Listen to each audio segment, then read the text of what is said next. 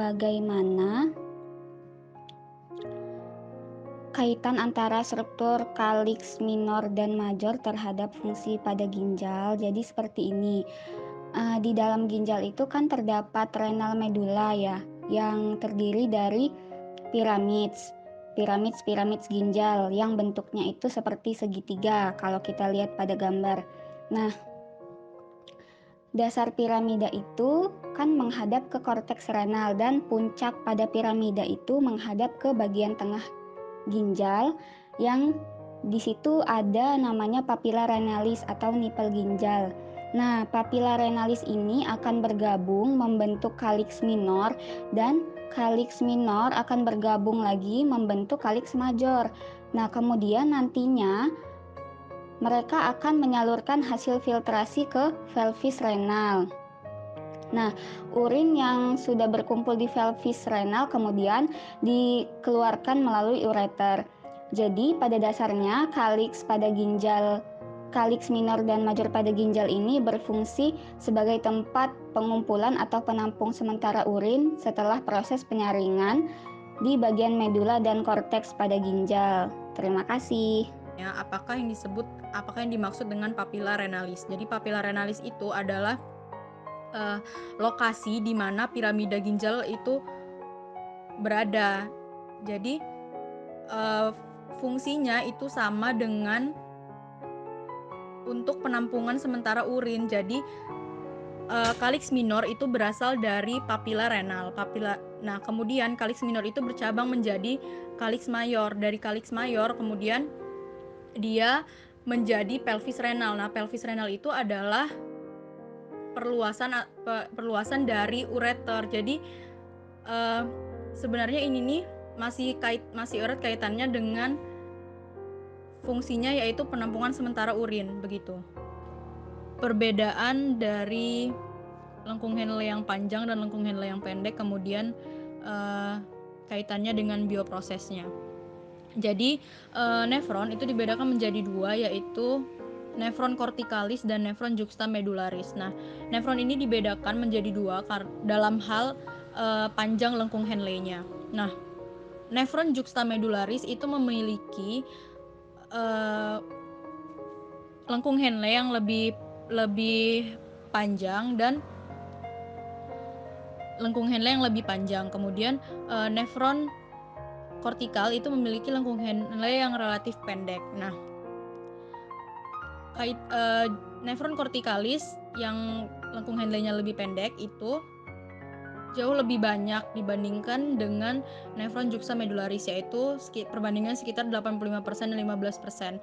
Nah, perbedaan fungsi dari nefron ini adalah nefron kortikalis dan nefron juxta itu berkaitan dengan lengkung Henle kan. Nah, lengkung Henle itu fungsinya adalah berfungsi dalam mengatur konsentrasi urin, yaitu mengatur banyaknya air yang keluar masuk dari jaringan interstisial di sekitarnya, juga mengatur mengatur reabsorpsi dan sekresi ion-ion kalsium, natrium, fosfat, dan kalium. Jadi semakin panjang lengkung Henle atau pada nefron juxtamedularis itu, maka fungsi dari reabsorpsi itu semakin dominan.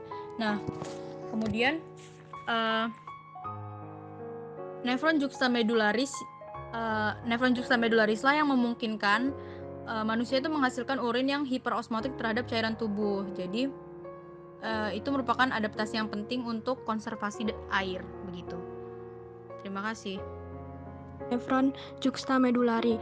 Nah, nefron juxtamedulari ini hanya terdapat di mamalia karena tadi kan sudah disebutkan bahwa semakin panjang lengkung Henle maka penyerapan atau reabsorpsi air maka kan semakin bagus atau semakin meningkat sehingga menghasilkan urin yang pekat. Nah, hal ini sangat berguna bagi mamalia karena kita tahu bahwa mamalia kan hidupnya di darat, tidak seperti ikan misalnya. Jadi kita itu membutuhkan lebih banyak air untuk diserap kembali sehingga yang punya nefron juxtamedulari ini hanya mamalia. Yaitu apa sih trigonum itu? Nah, jadi pada bagian vesika urinaria itu terdapat sebuah area yang disebut dengan trigonum, atau biasa sebutan lainnya itu ada trigonum Liu-Taudi. Nah, trigonum ini dibentuk oleh sepasang ostium uretaris dan ostium uretra internum. Jadi ostium ureteris itu, jadi itu yang kan trigonum itu ada 3 lubang. Nanti saya kasih ini gambarnya. Ada 3 lubang, jadi ada lubang 2 di atas dan 1 di bawah. Nah, yang 2 atas itu untuk masuknya lubang tempat masuknya ureter ke dalam vesika urinaria. Sedangkan kalau yang bawah itu ostium uretra itu jadi untuk urin itu keluar jalan keluarnya atau lubang keluarnya menuju ke uretra. Seperti itu. Vesika urinaria atau kandung kemih, bagaimana prosesnya ketika kita mengalami atau merasa ingin buang air kecil. Nah, hal yang pertama itu yang terjadi atau proses pertama yaitu kandung kemih atau vesika urinaria itu penuh, yaitu mencapai ambang batas sekitar 250 cc atau sampai 500 cc. Nah, kemudian kandung kemih ini kan dindingnya akan mengalami kontraksi yang kemudian akan reseptornya itu akan mengirim impuls syaraf ke otak. Nah, kemudian otak ini mengirim impuls balik untuk mengosongkan si vesika urinaria itu. Nah, proses ini biasa disebut dengan proses miksi atau juga disebut dengan refleks berkemih. Nah, refleks berkemih ini adalah refleks medula spinalis yang seluruhnya bersifat otomatis. Nah, selama kandung kemih ini terisi penuh dan menyertai kontraksi berkemih, jadi emang secara otomatis gitu. Ketika urin sudah penuh di kandung kemih, itu akan langsung mengirimkan impuls syaraf ke otak yang akan direspon langsung oleh otak, langsung disalurkan lagi ke vesika urinarianya itu. Nah, keadaan ini disebabkan oleh reseptor renggang sensorik pada dinding kandung kemih sampai reseptor pada uretra posterior ketika memulai terisi urin pada tekanan kandung kemih yang lebih tinggi. Sinyal sensorik dari reseptor kandung kemih ke segmen sakral medula spinalis melalui nervus pelvikus, kemudian secara refleks akan kembali lagi ke kandung kemih melalui syaraf parasimpatis. Nah, selama proses berkemih, otot-otot perineum dan sphincter uretra, yaitu sphincter uretra yang eksterna, itu akan mengalami relaksasi dan otot destrusor itu akan berkontraksi. Dan urin ini akan mengalir melalui uretra. Nah, itu proses pengosongannya seperti itu. Nah, yang tadi ada otot destrusor itu berkontraksi itu disebabkan oleh atau melalui syaraf parasimpatis, seperti itu. Anyang-anyangan adalah gangguan saat buang air kecil, seperti buang air kecilnya hanya bisa sedikit-sedikit dan tidak sampai tuntas, serta rasa nyeri atau rasa panas saat buang air kecil. Biasanya anyang-anyangan disebabkan oleh mikroorganisme berupa bakteri Escherichia coli. Kondisi anyang-anyangan sering disebabkan karena infeksi saluran kemih. Salah satu gejala dari infeksi saluran kemih adalah anyang-anyangan.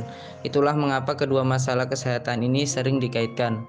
Dan juga biasanya karena infeksi juga terdapat inflamasi sehingga mengalami pembengkakan. Maka dari itu pada saat buang air kecil akan terasa sakit dan urinnya menjadi sedikit. Assalamualaikum warahmatullahi wabarakatuh. Selamat siang mahasiswa. Mungkin saya akan menjelaskan ada beberapa hal ya. Sebentar saya ambilkan gambarnya dulu. Baik. Mungkin yang saya tegaskan pertama bahwa sistem urin ini bukan hanya untuk membuang sampah ya, sampah nitrogen, racun dan drag lah, mungkin bekas-bekas minuman alkohol dan sebagainya. Dia bukan hanya itu. Tapi dia juga punya fungsi untuk mengatur hemostatis. Ya. Tadi mungkin tidak disinggung-singgung ya. Jadi sistem urin itu sekali lagi bukan sekedar untuk membuang sampah, ya sampah nitrogen bukan, tapi juga ada fungsi lain, ya mengatur keseimbangan air, elektrolit dan sebagainya. Jadi di sini juga mengatur osmoregulasi berarti ya, osmoregulasi seperti apa? Karena yang dibuang di urin itu kan bukan hanya urea ya, Oke, terus tadi ada pertanyaan mengenai bagaimana berkemih ya, berkemih. Jadi jawabannya sudah bagus ya, sudah lengkap juga. Jadi kalau misalnya kantung kemih sudah di atas 100, 150 lah misalnya sampai 500 sudah banyak ya. Nanti seperti tekan turgor itu, cairan itu kan menekan dinding ya, menekan dinding, kemudian dinding dari fisik koronier atau kantung kemih nanti akan mengubah tekanan itu menjadi impuls. Dibawa menuju ke pusat saraf di otak, yaitu di bagian pons ya, di bagian faro atau jembatan farol, di situ pusatnya di situ. Kemudian nanti akan balik lewat saraf motorik, motor neuron itu menuju ke, ada dua. Jadi tujuan yang pertama kepada dinding dinding dari kantong kemih untuk berkontraksi, yang kedua adalah kepada otot yang internal yang sifatnya adalah otot polos gitu, dan itu akan membuka gitu. Tapi untuk yang bagian eksternalnya karena ototnya otot pubic, maka biasanya masih ada menahan gitu, jadi masih bisa menahan. Kenapa menahan ya, karena mungkin belum tepat-tempatnya. Kalau manusia kan belum tepat, misalnya masih di perjalanan atau masih naik motor gitu, atau mungkin dalam rangka mencari tempat yang sesuai, jadi masih ditahan gitu. Tapi secara tidak sadar nanti parasimpatik itu sudah menekan, merangsang dinding dari kantong kemih untuk berkontraksi, dan sphincter yang internal sudah membuka juga. Seperti itu.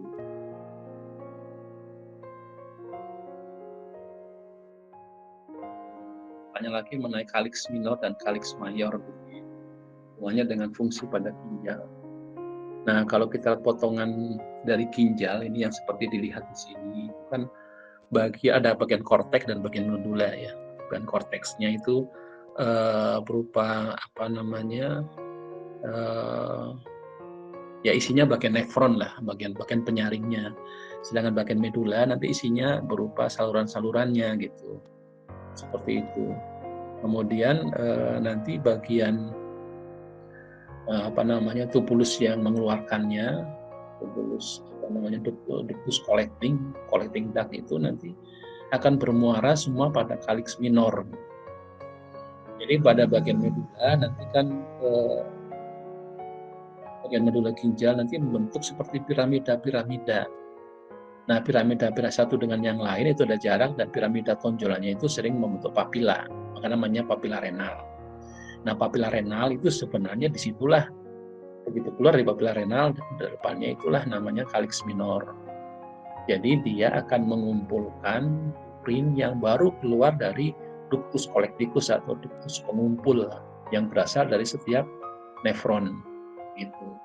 Kemudian calyx minor nanti bergabung menjadi namanya calyx mayor.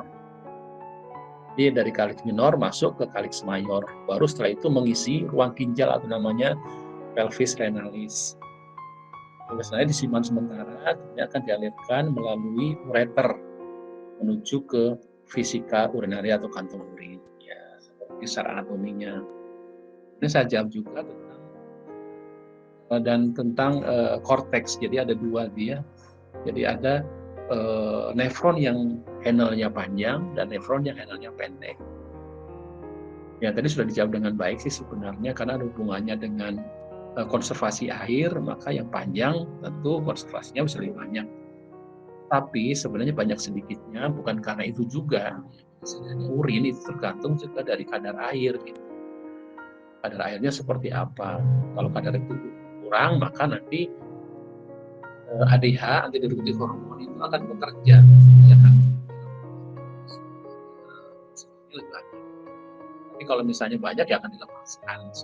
Jangan berarti nanti berarti kalau misalnya panjang-panjang berarti urinnya akan hard, tidak juga demikian. Jadi sudah ada pengaturannya lah. Jadi tidak memberi panjang-panjang, tapi tergantung dari kadarnya. Nanti hormon ADH yang akan berfungsi untuk mengaturnya.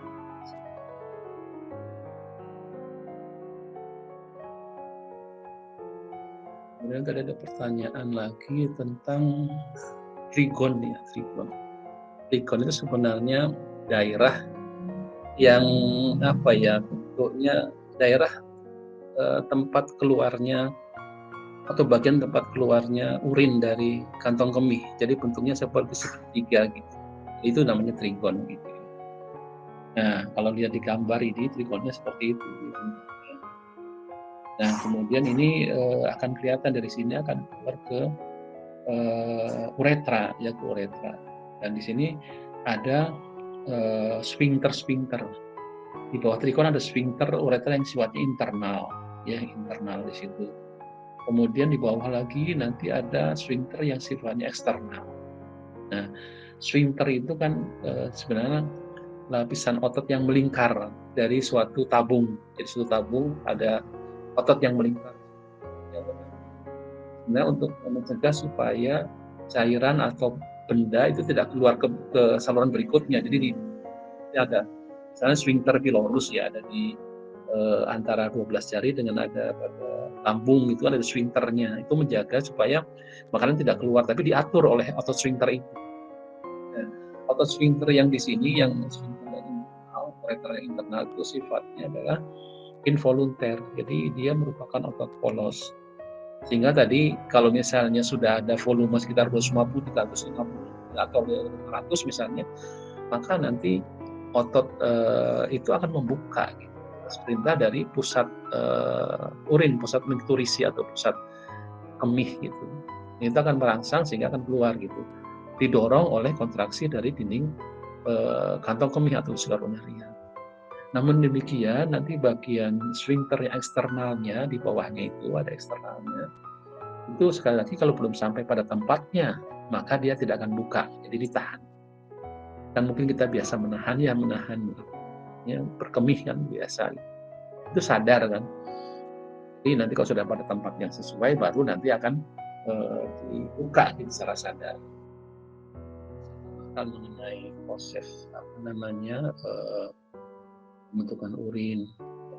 Jadi secara garis besar itu kan ada 4 ya, yaitu ada filtrasi yang terjadi pada glomerulus, kemudian reabsorpsi yang pada tubulus, ya tubulus proksimal ya, kemudian ada sekresi itu penambahan yang terjadi pada saluran pada tubulus juga gitu. Kemudian ada water conservation atau pengambilan air. Nah itu nanti cermati terutama mengenai jenis epitelnya, karena ini ada hubungan struktur dengan fungsi. Itu yang tidak tertanyakan dari tadi seperti itu, tidak tertanyakan hal-hal yang mungkin sifatnya struktur dan fungsi, tapi lebih pada bagaimana aplikasinya atau bagaimana di gudang sehari-hari gitu, seperti angan-angan dan sebagainya. Bukan nggak boleh ditanya, tak boleh aja gitu seperti itu, tapi mungkin kita lebih kepada pertanyaan lebih ke struktur dan fungsi.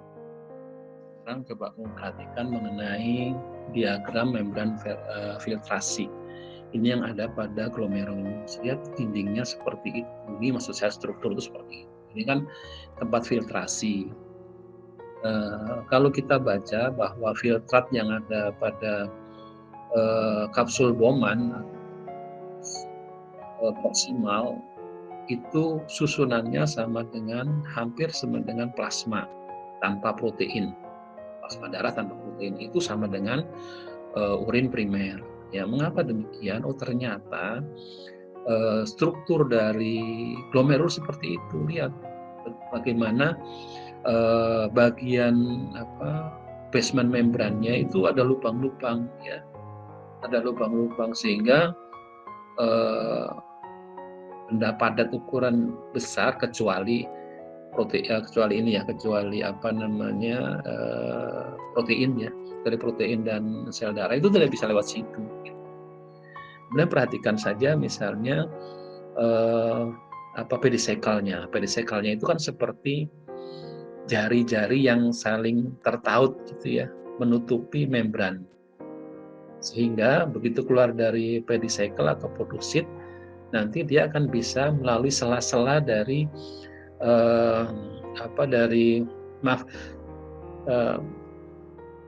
benar, zat-zat yang bisa menembus membran itu nanti bisa keluar lewat sela-sela dari pedicel atau sel-sel kondusifnya. Jadi wajar apabila filtrat yang terbentuk pada kapsul Bowman atau filtrat atau urin primer itu sama dengan plasma dikurangi dengan protein. Nah, seperti itu karena sunatnya begitu, dan ini hubungan struktur dengan fungsi seperti itu.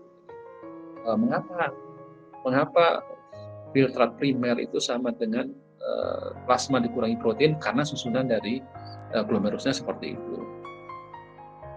Nah, kemudian coba saudara perhatikan ini bagaimana filtrasi terjadi. Ya, jadi kita tahu bahwa pembuluh darah glomerulus itu adalah kan jalinan kapiler ya. Jalinan kapiler yang berasal dari arteriole renalis itu. Kemudian nanti keluar lewat arteriole renalis juga yang efferent. Kita cek bahwa ternyata arteriol yang masuk itu diameternya lebih besar daripada yang keluar, ya kan? Keluar. Sehingga nanti jumlah darah yang masuk akan lebih sedikit daripada jumlah yang keluar. Akibatnya apa? Nah, darah itu mendesak. Jadi dia punya tekanan. Ya, itu yang disebut dengan BHP atau blood hydrostatic pressure. Itu tekanan yang paling besar gitu ya. Makin banyak darah yang masuk ke dalam glomerulus, itu makin besar tekanan untuk bisa menjadi filtrat. Jadi dia akan menekan dinding glomerulus dan menekan dinding kapsul Bowman.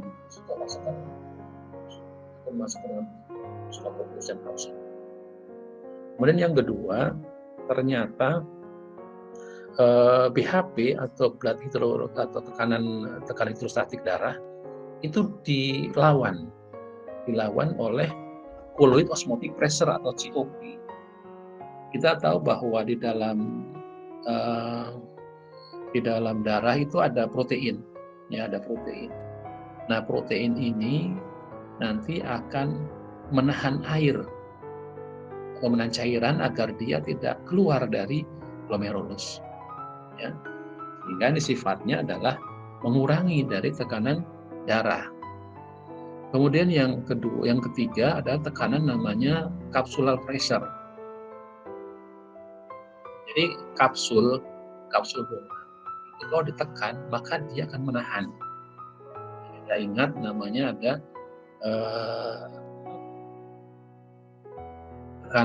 tekanan isi pada dinding, itu ternyata dinding mempertahankan. Ya.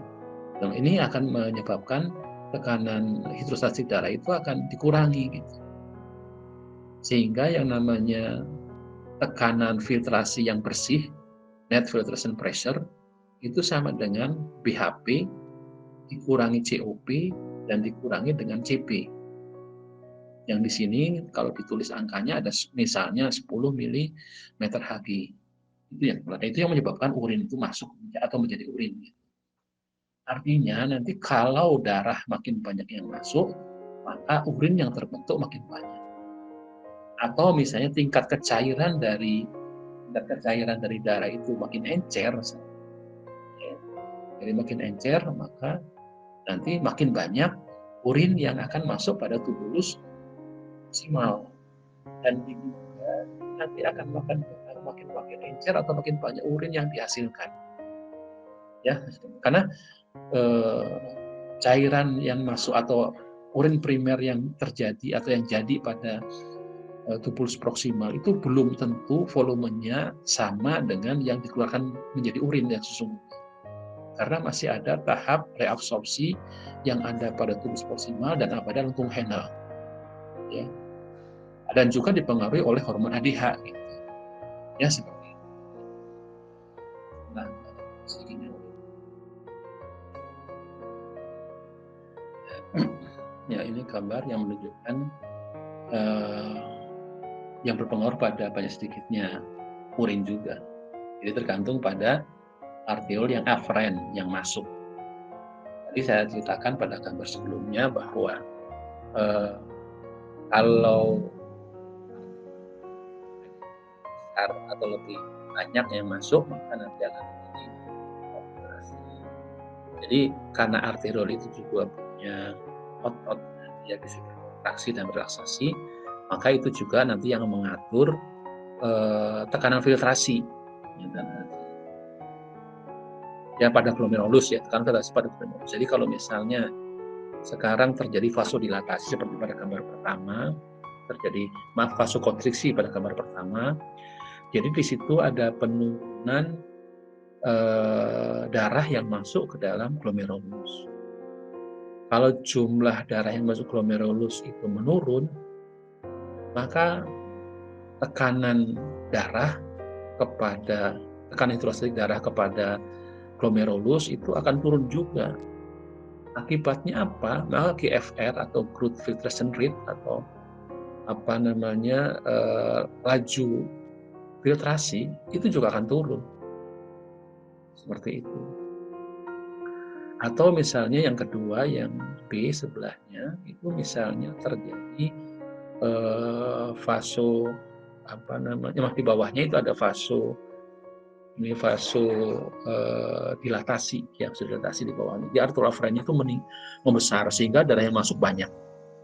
Kalau darah yang masuk ke dalam glomerulus banyak, maka nanti tekanan hidrostatik darahnya akan tinggi. Maka nanti GFR-nya, growth filtration rate atau laju filtrasi pada glomerulus itu menjadi naik. Akibatnya apa? Filtrat yang terbentuk, filtrat glomerulus atau kita sebut dengan urin yang primer itu akan banyak juga. Kemudian yang terakhir yang di sampingnya itu, jadi ada tekanan arteri dari darah itu bisa meningkat. Gitu. Kemudian tekanan glomerulus juga meningkat. Gitu. Akibatnya apa? Maka GFR-nya juga akan meningkat. Ya seperti itu.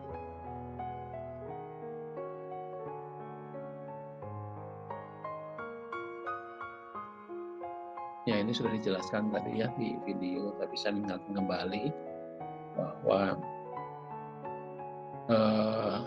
pada bagian-bagian tertentu nanti ada reabsorpsi. Ya. Contoh pada proksimal nanti beda. Mengapa sih proksimal beda dengan Henle atau lower Henle, berbeda dengan tubulus yang distal dan sebagainya? Ya, saya gini bahwa sebagian besar itu saat saya masih dipakai itu diabsorpsi pada tubulus proksimal. Ya seperti itu. Nanti di lower Henle ada pengambilan, ada penambahan juga.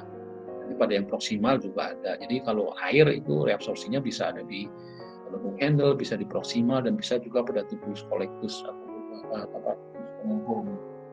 Ya, seperti itu.